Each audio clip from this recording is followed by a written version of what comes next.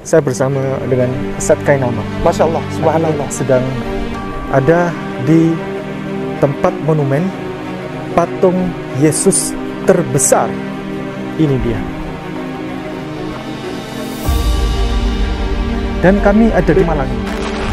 Ini adalah Yesus Raja Semesta Alam.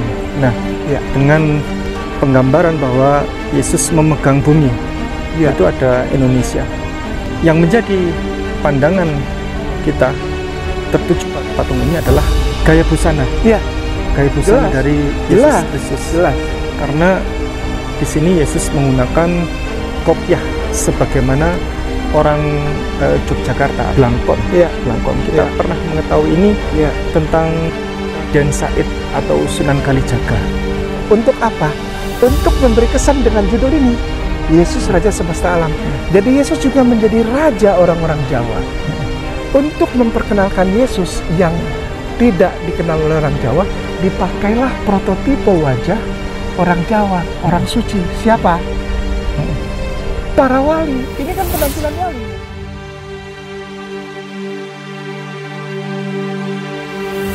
Alhamdulillah kami ada di Kabupaten Kepulauan Sangihe dan kami saat ini ada di lahan yang ini merupakan tanah wakaf, dan di sini tanah wakaf ini akan digunakan untuk gedung dakwah Mu'alaf Center Hagia Sophia Kabupaten Kepulauan Sangihe. Dan alhamdulillah akhirnya Allah tambahkan pertolongan. Di samping sana ada lagi tambahan pertolongan dari Allah, yakni berupa tanah wakaf lagi ditambahkan sebagai lahan parkir nanti. Saudaraku, pemirsa, dimanapun Anda berada, Kainama, Ustadz Ipung, Ustadz Aris, dan keluarga besar di Sangihe Talaut dan Sulawesi Utara Manado menyampaikan kepada Anda berita sukacita, berita kegembiraan. Mari kita berpesta dengan cintanya Allah. Dengan cara apa? Dengan cara mari bergabung bersama kami di dalam pesta sukacita. Pesta apa? Pembangunan rumah Mu'alaf Center sebagai bahan pekabaran rahmatan lil alamin. So by your contribution, your support to donate to the information that they'll provide with you, you can donate your towards this cause to create a Dawah Center. It's about 60 by 100 or 20 meters by 30 meters, and it's going to be 2 floors with educational classrooms and multi-purpose rooms, and of course all the proper and pamphlets and Islamic information for those to learn, understand, and grow in their Islam.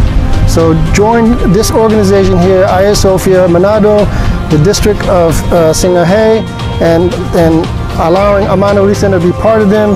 Join them, contribute, and donate to this cause and help this Dawah Center grow. Thank you very much. Assalamualaikum.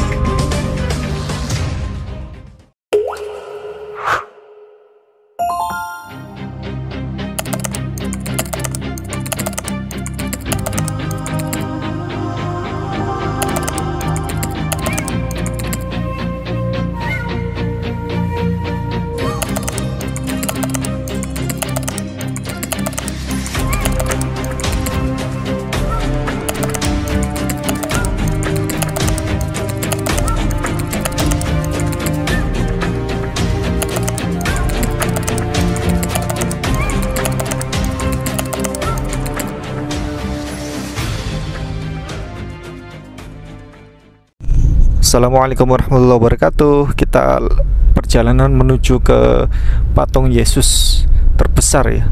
Dan kita ada di Kota Malang. Ini sudah dekat posisinya, nanti sebelah kanan. Kita dari jalan sini kita sebelah kanan masuk, dan di sana ada lahan besar sekali, hektaran, itu milik saudara kita dari Kekatolikan. Jadi tepatnya uskup frateran dan seterusnya. Demikian, barakallahu fikum. Kita lanjutkan berjalan. Assalamualaikum warahmatullahi wabarakatuh. Assalamualaikum warahmatullahi wabarakatuh. Waalaikumsalam warahmatullahi wabarakatuh. Alhamdulillah, kami pada sore hari ini, sore hari yang sangat cerah ini. Alhamdulillah tidak hujan dan ini juga tidak mendung, tapi adem. Dan ini saya bersama dengan Ustadz Kainama. Masya Allah, subhanallah. Kami sedang ada di tempat monumen patung Yesus terbesar. Ini dia. Ini mirip dengan duplikat seperti hampir seperti mirip dengan patung Yesus yang ada di Brasil. Kurang lebih seperti ini. Kalau tidak salah Ustadz ya, di negara Brasil. Iya. Nah, dengan posisi Yesus Kristus. Iya, namanya apa? Yesus pewarta kebaikan memang. Ya.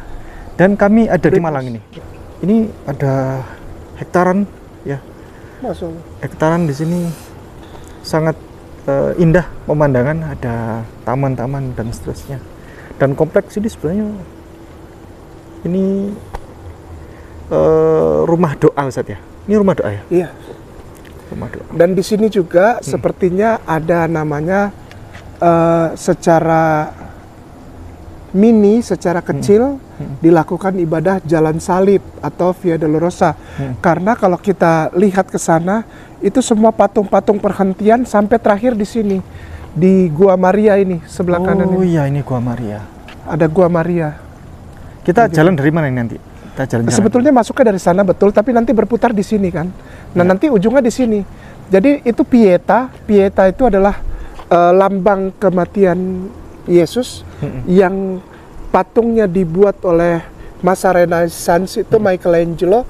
Itu di situ yang dia digendong sama Bunda Maria. Karena di depan patung itu mereka berhenti dan membaca doa. Iya. Ini tulisannya bisa kita lihat. Yesus Pamarta Dati. Iya. Yesus pewarta kebaikan. Ini tahun 2022 diresmikan ya. Sebenarnya proyek di sini Ustaz, ini yang saya tahu karena teman-teman saya dari Katolik banyak. Iya. Yang saya tahu ini proyek ini sudah ada sejak sekitar tahun 2010 2009 sudah Masya mulai Allah. kok ini di sini. Coba perhatikan ini. Ini tempat taruh bunga dan Oh iya. lilin ya. Biasanya lilin. Nah, ini ada bekas-bekasnya lilin. Lalu di sini juga ditaruh bunga dan ada buah-buahan juga. Lalu mereka berdoa di sini. Persembahan, Makanya Ustaz, ya? setiap tempat ada lekuk seperti ini. Ini penggambaran gua. Dan di sini ini tempat lilin, Ustaz. Oh iya, mirip yang di ini apa namanya? Sinagog ya. Tapi bentuknya bukan seperti ini. Kalau sinagog bentuknya lain. Nah, ini ditaruh di sini, di tengah sini. Tengah sini. Nah, ini lalu di setiap sisi kiri kanannya itu ada gua, Ustaz. Nah, gini. Itu gua satunya. Iya. Ah, tuh ada tuh. Dan lilin. Di dalamnya ada tempat-tempat lilin. Dan ini yang biasanya kalau pakai gini ini suka wangi, Ustaz. Oh, udah nggak wangi. Ini biasanya suka wangi. Ini biasanya pada acara apa ini? Kalau persembahan gini? Mendekati bulan Maria atau merayakan kelahiran dari apa? Bunda Maria tanpa noda, tanpa celah, tanpa dosa. Jadi Bunda Maria dipercaya sebagai sosok wanita yang tidak bercela, tidak berdosa, dan sampai beliau diangkat, beliau juga diangkat menurut kepercayaan Katolik, diangkat ke sorga dalam keadaan perawan, walaupun beliau sudah menikah dan melahirkan Yesus. Di sini persembahan nanti buah-buahan dan lain sebagainya itu dimakan lagi atau enggak, biasanya ditinggal sampai busuk atau enggak, nanti ada yang ambil. Oh, iya. Gitu, nanti ada yang ambil. kita ke sana? Iya. Ya. Ini Ustadz Afwan, kalau kita baca ini penampakan Maria di Lourdes. Di Lourdes itu ada anak perempuan usia 12 tahun. Iya. Dia tidak ada air, Ustadz. Jadi setiap hari dia gali sampai anak perempuan itu di Lourdes itu disebut gila. Padahal dia nggak gila. Dia bilang katanya dia melihat penampakan Bunda Maria yang diberkati dan di kakinya itu ada mata air. Dia gali-gali tapi betul. Sampai sekarang itu jadi mata air. Sama seperti di Jogja ada namanya mata air Sendang Sono. Pernah dengar? Oh iya. Sendang Sono. Nah, itu kisah Lourdes. Ya, to celebrate the love of Oi Soi Sugoi. Itu Gon. yang bikin. Oh, yang benar. Yang bikin. And Ku Island. Iya. Gitu. Kita ke sini. Iya. Ustaz. Ada Bunda Maria Ha-ha. bersama 2 malaikat. Iya. Ya kan benar tadi saya baru bilang. Iya, Tadi betul saya ini. baru bilang. Maria diangkat ke surga. Oh, ini nama-nama yang membikin ini. Iya. Persembahan ini. Dari gitu. Namanya ini Queen of Heaven. Queen of Heaven. Ratu Surga, Maria Ratu Surga. Queen of Heaven. Wih, dahsyat ya. Bisa Dahsyat bangun sekali. seindah ini. Dahsyat. Iya.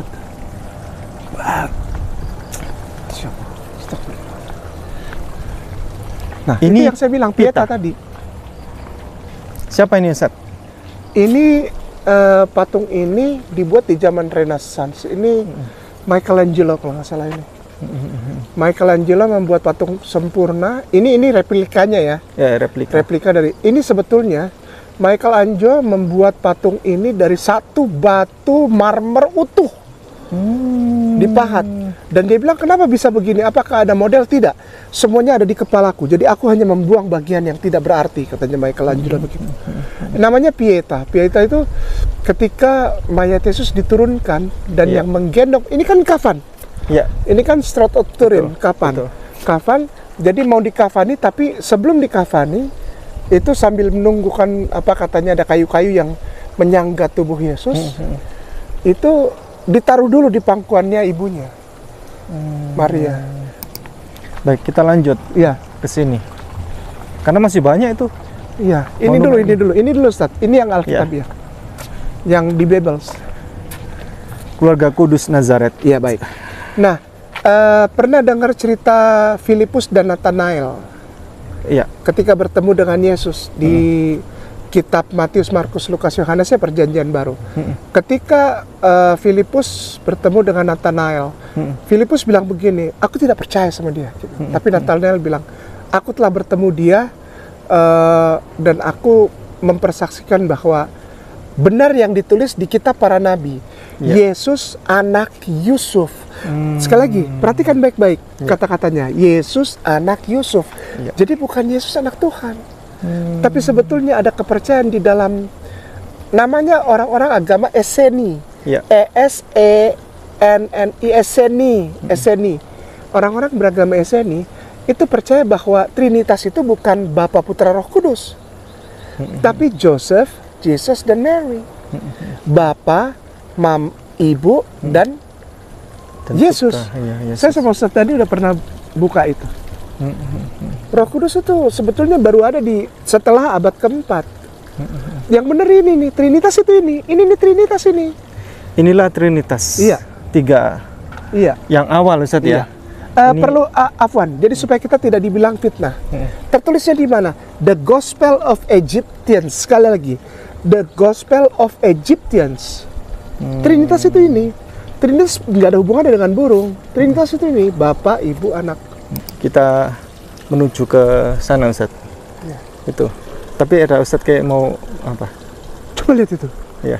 Ada satu patung di atas itu. Dia ngapain itu? Di atas itu.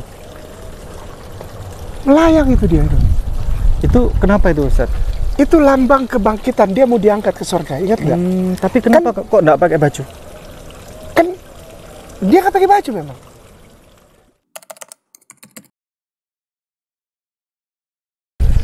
Baik, alhamdulillah bersama Ustadz Kainama kita jalan-jalan lagi di hari kedua. Kemarin soalnya kita lanjut di kegiatan berikutnya. Jadi kita hampir lagi ke sini dan kita jalan-jalan lagi ke sini. Kita lanjutkan kemarin dari. Coba lihat itu. Ya. Ada satu patung di atas itu. Dia ngapain itu? Di atas itu. Melayang itu dia itu. Itu kenapa itu Ustadz? Itu lambang kebangkitan. Dia mau diangkat ke surga. Ingat nggak? Tapi kenapa kok enggak pakai baju? Kan dia nggak pakai baju memang. Ketika di kebangkitan hari ketika beliau masih ada di kubur, beliau bangkit. Lalu Petrus dan beberapa rasul atau sahabatnya beliau Hariyun masuk setelah mendapat informasi dari Maria Magdalena datang, itu kain kafan sudah terlipat. Dengan logika seperti ini bahwa beliau itu kan pada saat meninggal, pada saat wafat itu kan tidak memakai baju, tapi dikafani. Nah, kafannya itu kan terlipat. Logika nggak? Berarti dia nggak pakai apa-apa dong. Seharusnya bahkan tidak ada selembar benang pun. Kenapa? Karena kafannya terlipat di dalam kubur. Seperti yang tertulis di dalam kitab Matius, Markus, Lukas, Yohanes. Demikian. Baik, kita lanjut ke sini. Oke, Masya Allah. Kita lanjut.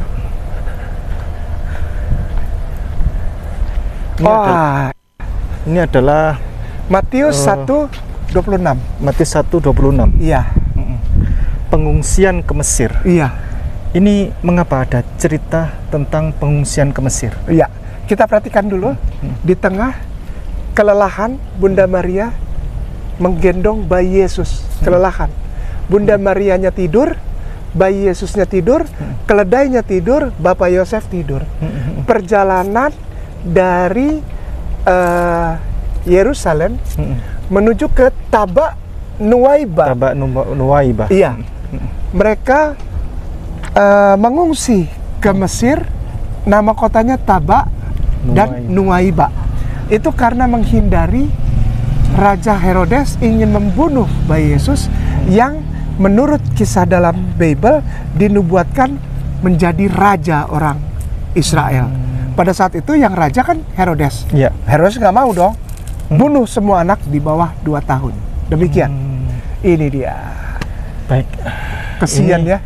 Kesian. Waktu itu berarti pernah ada sejarah bahwa Yesus pernah mengungsi ke Mesir. Ke Mesir.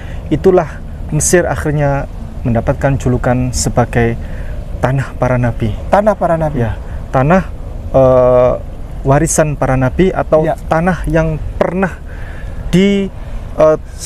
sambangi oleh seluruh para nabi dan rasul, termasuk Yesus Kristus alaihi shalom, termasuk Rasulullah Muhammad sallallahu alaihi wasallam pernah ke Mesir semuanya. Masya Allah. Iya. Kasihan ya, capek, kelelahan. Baik. Ini siapa ini? Ini Bapak Yosef. Bapak Yosef. Iya. Ya, Yesus ini yang bayi. Yang bayi. Iya. Baik. Itu sebabnya Ustadz Afwan. Itu sebabnya di kalangan Yahudi Rabbinik yang anti kepada keberadaan Yesus atau Yeshua HaMashiach, mereka mengimani satu kisah bahwa beliau, bayi Yesus, itu sampai usia 30 tahun ada di Mesir. Kembalinya itu pada saat kita baca di dalam kitab Yohanes dan kitab Lukas, yaitu pembaptisan. Ya, oleh Yohanes itu 30 usianya. Ya, jadi beliau ini oleh para rabbinik yang tidak suka kepada Yesus dianggap dari kecil, dari bayi sampai usia 30 itu dia mempelajari ilmu-ilmu mistik Mesir. Amun-Ra, lalu Meneptah dan sebagainya, Amunaptah dan sebagainya, lalu Hufu dan sebagainya. Itu adalah dewa-dewa dari Mesir yang wujudnya kita bisa lihat ya, kepalanya seperti burung, badannya manusia, lalu ada yang badannya manusia, kepalanya anjing, ada ya. Nah itu sayangnya dewa-dewa tersebut ternyata ada koneksitas dengan setiap kali beliau Yesus membuat mujizat dalam Bible. Contoh, membangkitkan orang mati. Itu Amun-Ra yang berkuasa bisa turun ke alam maut, mengambil salah satu nyawa keluarganya, dibawa ke alam 3 dimensi, ke alam dunia, dimasukkan rohnya. Gitu. Itu ada kisahnya. Ada. Silahkan cari bukunya di Egypt Mythology. Ada semua tentang Amun-Ra. Amun-Ra, Amun itu artinya dewa yang tersembunyi. Namanya Ra, tidak bisa dilihat. Nah, orang-orang yang tidak suka kepada beliau, Nabi Allah ini memfitnah Yesus, memfitnah Yeshua dengan cara apa? Membuat satu tulisan tentang ilmu-ilmu yang dia pelajari. Beliau ini sampai merinding saya di dalam tulisan itu, jalan gini tiba-tiba terbang, Ustaz. Terbang. Orang-orang melihat yang ada kisah di depan bait suci mau dilempari batu sama orang Farisi, ingat? Sama para ahli Taurat. Dia jalan aja ketawa, terbang. Nama tulisannya adalah, nama bukunya adalah Toledo Yesu. Demikian, Ustaz. Baik, tadi yang disampaikan Ustadz K bahwa Yesus mempelajari tentang Dewara dan sebagainya. Dewara itu adalah dewa di masa Raja Fir'aun. Iya. Ya, Fir'aun. Dan itu versi rabbinik. Versi rabbinik. Versi rabbinik. Baik, kita lanjut ke sini. Iya. Ini satu deret ini terakhir yang di sini. Iya, oke. Ini Maria menerima kabar gembira. Iya. Ini Lukas ya kan? Lukas 1:26. Iya. Maria menerima kabar gembira akan di dalam kandungannya mengandung Yesus Kristus. Iya. Alaihi Shalom. Ini malaikat Gabriel. Iya. Mengapa Gabriel ini justru bukan yang identik dengan Roh Kudus di dalam iman kekristenan dan Katolik? Baik. Begini. Rohul Kudus itu sebetulnya kata-kata yang tidak pernah ada di dalam, sekali lagi pelan-pelan, kata Rohul Kudus adalah kata atau kalimat yang tidak pernah ada di dalam penulisan original text dari kisah ini. Tidak pernah ada. Yang ada apa? Pneuma hagion. Benar nggak? Pneuma hagion. Roh Kudus itu dalam bahasa aslinya pneuma hagion. Pneuma artinya sebetulnya, maaf jangan marah, hantu. Karena King James Version menulisnya sebagai ghost, G-H-O-S-T, ghost. Jadi sebetulnya artinya bukan roh, tapi hantu. Tolong ini jangan diedit, saya minta tolong agar kita sama-sama terbuka akan kenyataan bahwa kata Rohul Kudus baru masuk ke dalam Bible itu pada saat ada bahasa penulisan Injil berbahasa Arab dalam huruf Arab Pegon. Pernah kita buka ya? Arab Pegon. Jadi Injil berbahasa Arab dan huruf Pegon. Betul. Mungkin Ustadz Ipung masih ingat itu. Di Alkitab Sabda ada itu, masih teks-teks naskahnya itu, yang naskah kuno itu, ada namanya apa gitu, lupa saya Ustadz. Tapi itu naskahnya Pegon dia. Pegon. Injil tapi dia Arabnya Pegon. Nama kitabnya dari orang Belanda yang menulis Brouwerius. Nah itu dia. Brouwerius membuat kitab bahasa Melayu tapi menggunakan huruf Arab. Pegon. Nah, dari situ dimasukkan bahwa kalau ditulis hantu, orang nggak mau jadi Kristen, menyeramkan. Akhirnya ruh, karena tuntutan alfabetikal Arab, maka ada biasa seperti al ya, al-bait, al-kitabun, al itu di depannya sebagai apa ya, kalau gramatikal itu awalan. The. Iya. Pinter, baik. Awalan. Al. Jadi kata ruh digabungkan dengan kudus menjadi Ruhul Kudus. Hal ini diambil dari Al-Quran. Karena Bible nggak punya kan Rohul Kudus, saya udah bilang pneuma. Pneuma artinya hantu. Lalu hagion artinya suci. Maka itu dalam bahasa Inggrisnya Holy Ghost. Ghost itu hantu, bukan roh. Hantu. Holy Ghost, hantu suci. Tidak bisa dimasukkan ke bumi Nusantara. Brouwerius menulis dalam bahasa Melayu yang beraksara Arab Pegon. Kalau ditulis benar hantu, maka orang tidak ada yang mau ikut. Caranya gimana? Ambil dari Al-Quran yang kebanyakan penduduk penduduk Nusantara Indonesia waktu itu mayoritas sudah beragama Islam. Rohul Kudus kenal nggak orang Islam? Kenal. Diambil, ditaruh. Lalu dikatakan bahwa Rohul Kudus itu bukan Gabriel, bukan Jibril. Sementara dalam Islam Ruhul Kudus adalah Jibril alaihissalam, karena beliau adalah ruh yang kudus dari Allah. Nah, sementara kalau di Ruhul Kudus yang dimasukkan dengan Arapegon ini sama sebagai Jibril atau Gabriel, marah orang Islam. Itu mencuri. Supaya tidak ketahuan mencuri, diganti Ruhul Kudus adalah Tuhan ketiga. Demikian.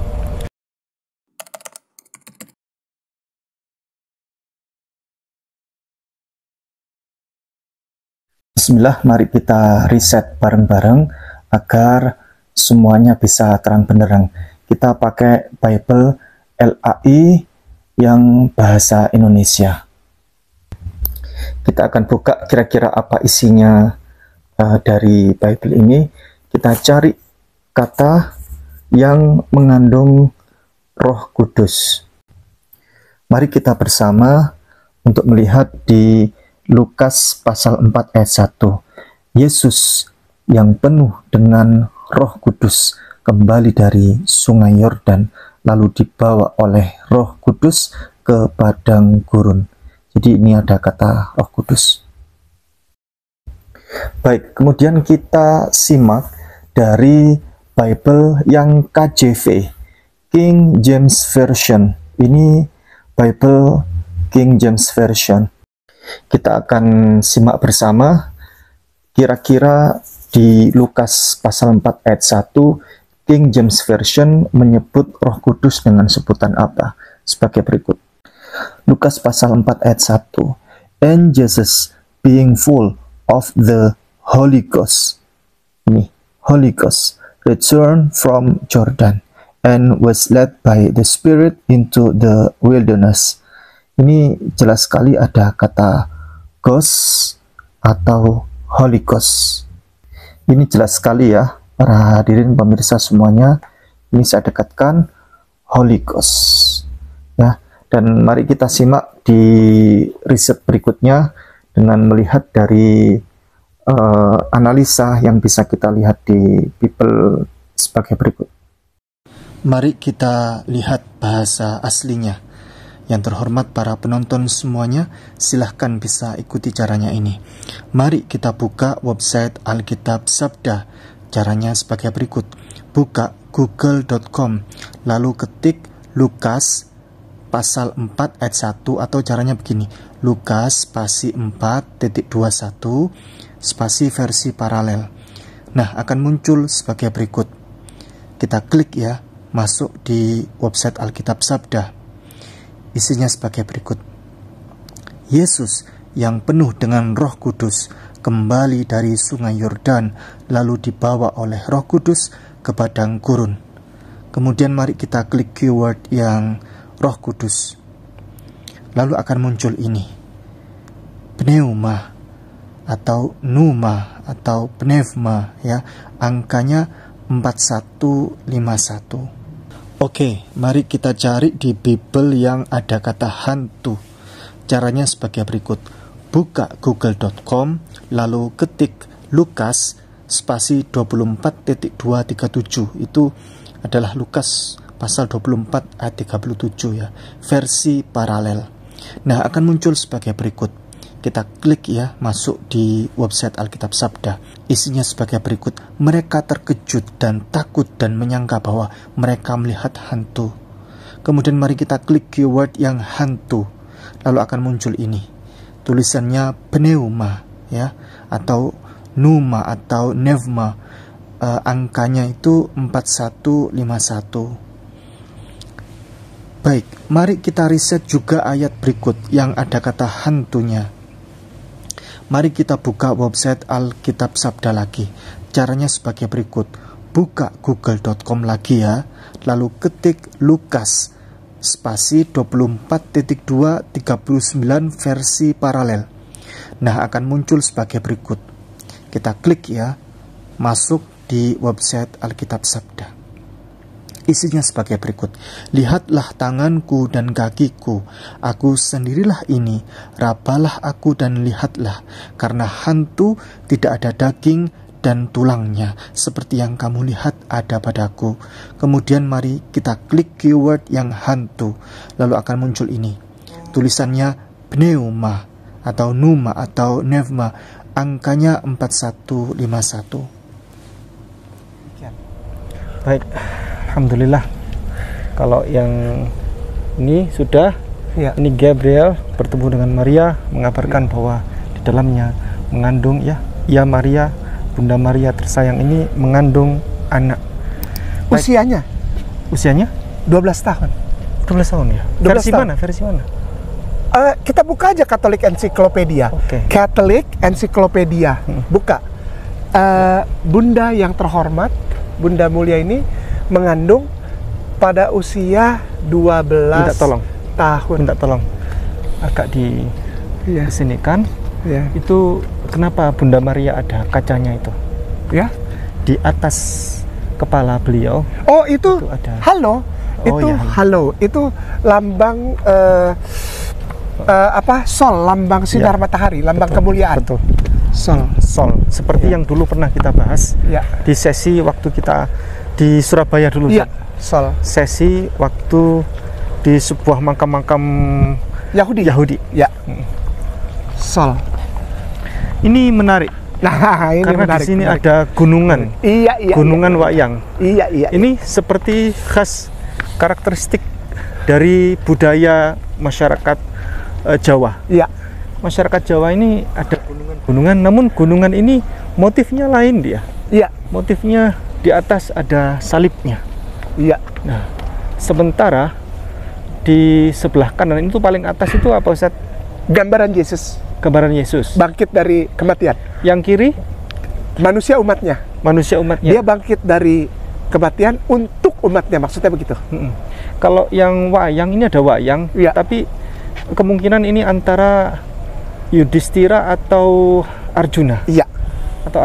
Iya. Ustaz Kim mungkin menjelaskan nanti. Baik. Di sebelah kiri ada Semar. Iya. Semar ini adalah sosok tokoh yang sangat dihormati Iya. dan menjadi ikon Iya. dalam ketuhanan, Iya.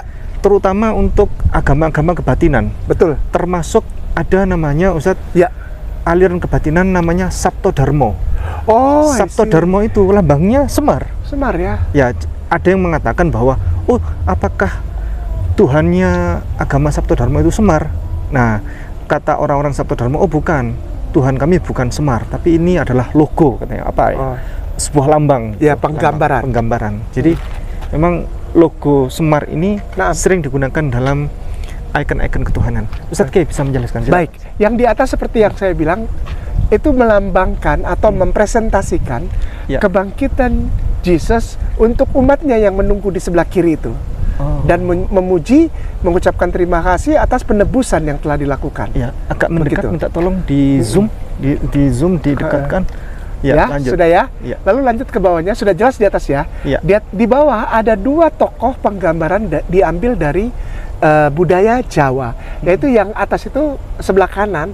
Ustadz Ipung menyatakan bahwa ada dua kemungkinan, karena tidak bisa dipastikan juga apakah itu Yudhistira ataukah Arjuna. Yang jelas sebelah kanan itu mewakili, sekali lagi, mewakili kehidupan royal family. Apa itu? Keluarga kerajaan. Kan selalu kekristenan itu dan kekatolikan hubungannya sangat erat dengan kerajaan. Kerajaanku bukan dari dunia ini, kerajaanku dari atas. Bertobatlah karena kerajaan sorga sudah dekat. Kerajaan sorga. Pokoknya Yesus itu raja, dia raja segala raja yang berhubungan dengan royal family, keluarga kerajaan. Nah, sebelah kirinya, sebelah kanan sekali lagi royal family mewakili Yesus yang adalah keluarga kerajaan langit. Ya toh? Yang sebelah kiri itu mewakili, maaf ya Ustadz, kalau di orang-orang Yunani zaman dulu menyebutnya Sophia, hikmat, pengetahuan, sehingga dipasang di situ lambang Semar. Semar adalah lambang seseorang atau tokoh yang knowledge-nya luar biasa, tidak bisa ya kan? Orang-orang sampai bingung, ini kenapa dia bisa begini, makanya disebut sebagai perwujudan dewa-dewa, ya kan?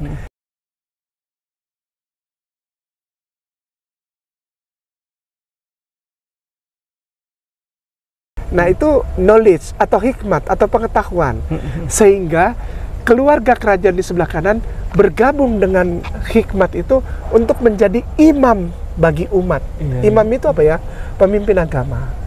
Gitu. Jadi sudah jelas ya. Jadi lambang sebelah kiri itu kenapa kok ditaruhnya semar sih? Karena hikmat. Orang Jawa percaya, ini kalau salah langsung dibantah aja. Ya, tapi Semar itu dalam tokoh pewayangan selalu menang. Nah, makanya itu. Apa-apa takut sama Semar. Nah, kenapa? Kenapa? Ya kan? Apa-apa lagi bergelut atau apa gitu kan? Iya. Kalau Semar datang takut semua. Takut semua. Iya. Jadi Itu maksud saya. tokoh yang selalu menang. Penjelasannya begitu ya. Oke, baik. Ke bawah. Ke bawah itu ada dua tokoh yang sebelah kanan itu maaf. Rambutnya diurai, Ustadz, mohon maaf. Iya, iya. Mohon maaf. Itu wanita, Ustadz. Oh. Sebelah kiri adalah seorang pria yang bijaksana. Rambutnya panjang tapi dikumpul, tidak diikat seperti maaf yang di atas, yang digelung. Oh. Gitu ya. Sudah jelas Iya, ya. iya. Jadi ada penggambaran. Begini, di dalam pewayangan, Ustadz mohon maaf, saya bukan orang Jawa. Iya. Saya bukan orang Jawa. Tapi ada dua mode ikat rambut, ya toh? Ada yang naik ke atas, ada yang stop di situ saja dikumpulkan. Ada yang mengenakan mahkota. Ada yang mengenakan mahkota. Itu namanya Krishna. Krishna. Iya. Betul sekali. Ya, jadi yang sebelah kanan diangkatnya Bunda Maria, sebelah kiri adalah Bapak kebijakan Bapak Yosef. Nah, lalu di bawahnya ini ada dua malaikat yang selalu berada di dalam kehidupan mereka. Karena apa? Karena kedua malaikat ini terikat dengan lambang ini. Ada keris, ada 3 bintang. Iya. Ada keris, Nah, bintangnya bintang ada David 3 itu. bintang, ya? Bintangnya bintang David. Bukan. Itu bukan bintang David. Itu bintang Fajar. Pernah baca nggak? Akulah bintang Iya, Fajar. di Bible. Wahyu.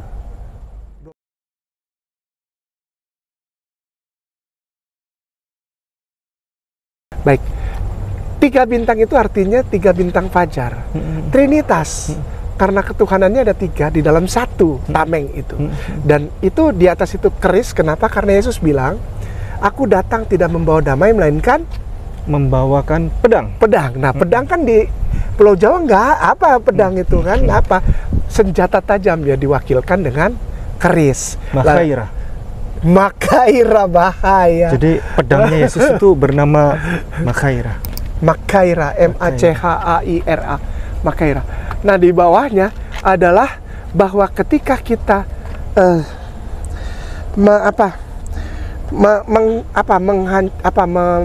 mengalahkan keinginan daging melalui semedi, kebaktian, ibadah, doa itu dimasukkan dalam semedi. Maka itu gambarnya seperti Buddha atau Hindu. Ya, karena mematikan kedagingan gitu loh, Ustadz. Maksudnya keinginan daging, nafsu daging dimatikan. Kan para biku mematikan keinginan daging. Iya. Oke. Nah, kita akan menerima keberkahan di sebelah kiri itu adalah jauh daripada yang jahat, syaitan, tapi kita menerima keberkahan yang kanan. Buah-buahan, pohon-pohon yang indah, dan ada Rohul Kudus yang diwakilin bukan dengan burung merpati tapi dari bebek. Demikian, Ustaz. Baik, kita Iya. ke sini sekarang. Baik, mari. Ini baliknya sini bagus sekali. Sama. Ini oh ya sama. Penggambaran sama. Baik. Ini Yesus memasuki Yerusalem. Iya. Yesus memasuki Yerusalem. Ini menunggangi keledai. Iya. Namun ini yang menjadi tanda pertanyaan adalah Iya. karena Yesus itu kan orang Yerusalem. Iya. Dia orang Timur Tengah sana. Iya. Cuman beliau ini mengenakan mahkota Iya. seperti pewayangan, Ustaz. Iya. Iya. Atau seperti khas di dalam di dalam kisah-kisah di India, Mahabharata. Iya. Bagaimana Ustaz ini? Maksudnya demikian. Kisah Yesus memasuki Yerusalem. Mohon maaf. Itu para ahli teologi sendiri meragukan kebenarannya. Para ahli teologi ya. Contohnya itu yang saya sering bilang, James Tabor, ya kan? James Tabor itu paling apa ya? Dia profesor sampai hari ini, dia masih profesor, dokter bidang teologi, tapi dia sendiri ragu gitu. Karena apa? Tidak mungkin dia datang ke dalam negeri Yerusalem, ke kota Yerusalem. Kenapa? Mati dia. Dia bukan mati sama tentara Roma tidak ada urusan sama dia. Siapa? Para imam besar, ahli-ahli Taurat, orang Farisi Saduki. Itu paling gak suka sama beliau. Jadi alangkah tidak mungkinnya dia bilang sama muridnya, cari aku keledai, aku masuk, lalu orang berteriak hosana. Tidak mungkin berteriak hosana, karena pada saat itu masih perang. Yerusalem itu battlefield, tempat perang yang paling ganas antara Romawi dengan Yahudi Zelot, ya kan? Zelot. Simon orang Zelot. Nah, penggambaran ini adalah penggambaran kemuliaan. Mengapa itu gambarnya memakai mahkota seperti di Mahabharata dan cerita-cerita pewayangan Jawa? Karena di Jawa dan di Mahabharata, itu mahkota adalah lambang kemuliaan. Sehingga ingin dimasukkan kekuatan bahwa peristiwa naik keledai itu benar-benar terjadi. Tidak tanda tanya. Demikian. Ini adalah kisah Yesus memasuki Yerusalem dari kisah Yesus memasuki Yerusalem dari Galilea. Baik, ya, kita lanjut sekarang. Oke. Mari. Kita lanjut.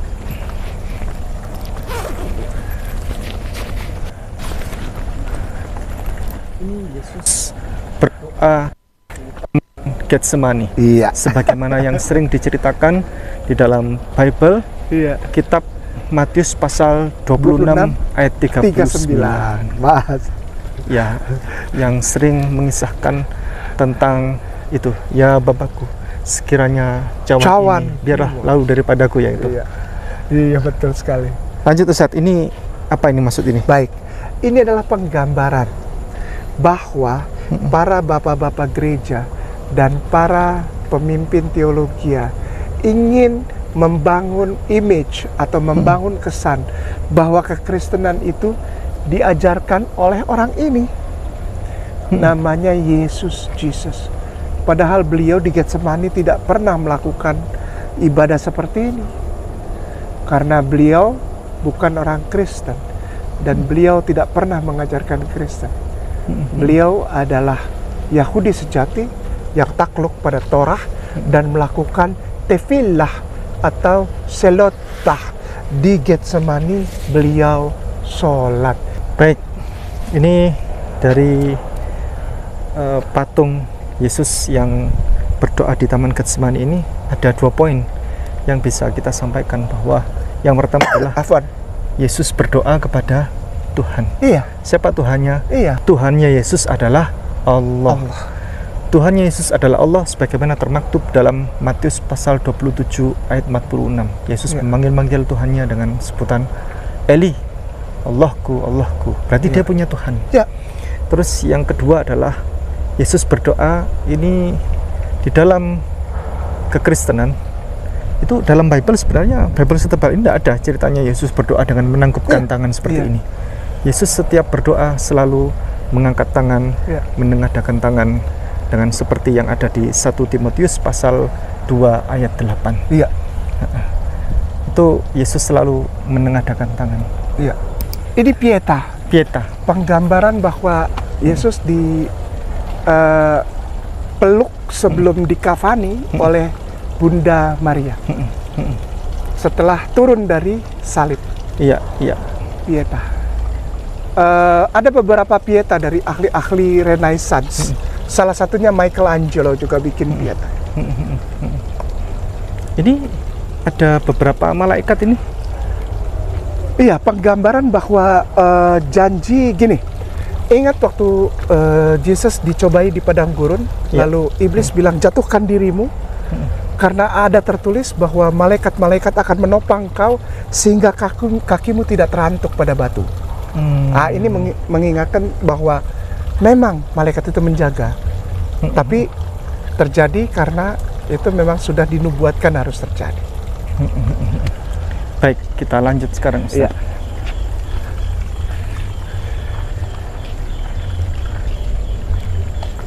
Ini adalah Yesus,